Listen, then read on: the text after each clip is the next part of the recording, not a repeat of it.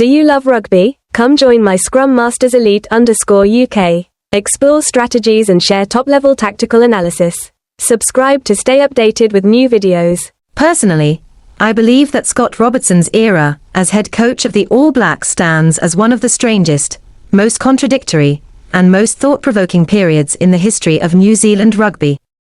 It was not a straightforward professional failure, nor can it be reduced to a handful of losses or questionable tactical decisions. To me, this is a story about power, about hesitation in leadership, and about the price paid when a head coach places too much faith in harmony instead of having the courage to embrace the necessary conflict required for true rebuilding. From the very beginning, Robertson's departure carried the air of a paradox. One of the most successful coaches in Super Rugby history. A man who built the Crusaders dynasty that lasted nearly a decade, left the All Blacks job after just 18 months by mutual agreement. I strongly feel that without deep-rooted and structural issues, such a scenario would have been almost impossible for a figure of Robertson's stature. What disappointed me most was not the results, but the way Robertson began his tenure. Taking over after the 2023 World Cup, he had a rare opportunity to initiate a new cycle and reshape the All Blacks with 2027 in mind. Yet instead of acting like a bold architect, he behaved more like a transitional caretaker. His continued reliance on Ian Foster's players, individuals shaped by the turbulent and controversial 2022 season, signaled that Robertson prioritized short-term stability over long-term reform. I see a clear internal contradiction in this approach. On one hand, Robertson brought with him the Crusaders' philosophy, where discipline, structure, and a winning culture are paramount. On the other hand, he attempted to impose that philosophy on a national squad that harbored latent resentment toward the Crusaders after years of domestic dominance.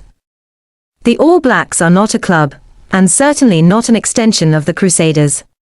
In my view, failing to recognize or underestimating this psychological reality was a strategic error. I believe Robertson found himself standing at a crossroads, yet lacked the resolve to fully commit to either path. If he truly intended to Crusaderize the All Blacks, he needed the courage to move on from most of Foster's veterans and build a new core around players he trusted unequivocally. Conversely, if continuity was the goal, he had to adapt his philosophy, relinquish some control, and establish a clear leadership relationship with the powerful senior player group. Robertson managed to do neither. The decision to bring Sam Cane back, in my personal view, became the clearest symbol of this indecision. Cane was not merely a former captain, he embodied the Foster era, an era the All Blacks were supposedly trying to move beyond. Reinstating him sent a contradictory message: we are starting anew.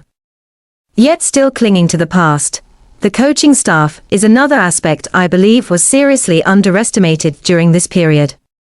Compared to the impact Joe Schmidt and Jason Ryan had under Foster, Robertson's coaching group was clearly inexperienced at international level. Remove Robertson's name, and this was a staff that carried very little authority. In an environment where players wield significant power, a coaching group lacking gravitas will struggle to maintain internal order. The captaincy issue, to me, further demonstrated Robertson's limited understanding of leadership within the All Blacks context. Scott Barrett, while an outstanding player, lacks the qualities required to represent an entire nation. The All Blacks need more than a locker room leader, they need a voice capable of connecting with the public, the fans, and the traditions of the jersey. I felt Barrett's reluctance in front of the media inadvertently created a leadership vacuum, something a national team can never afford. The contrast with Sam Cane only sharpens this point. Cane may not be perfect, but he understands the symbolic responsibility of the captaincy. And in the context of controversies, such as TJ Perenara using the haka to convey political messages, questions about the true role of the captain became even more pressing. The case of Ardie Saviour, in my opinion, is even more complex. Saviour is indispensable on the field, yet he is also a player whose personal objectives do not always align fully with those of the All Blacks. An untouchable individual with immense influence, and his own value system presents a challenge for any head coach. I believe that without a clear power structure, conceding ground to Saviour, or to any superstar, will gradually erode the authority of the head coach. Within this context, NZR's involvement, through lucrative contracts and player-friendly clauses, further complicated matters.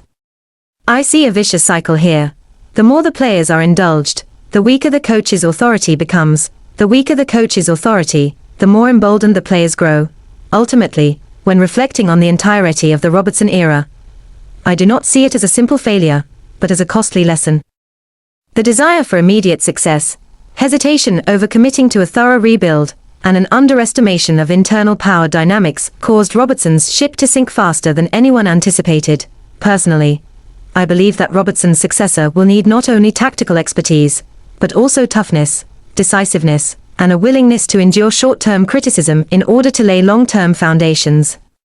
The All Blacks do not lack talent. What they lack is someone brave enough to say no, something that, regrettably, Scott Robertson never truly did. Thank you for watching my Scrum Masters Elite_UK. Let's explore more rugby tactics together in the upcoming videos. Hit subscribe to stay updated with the latest videos.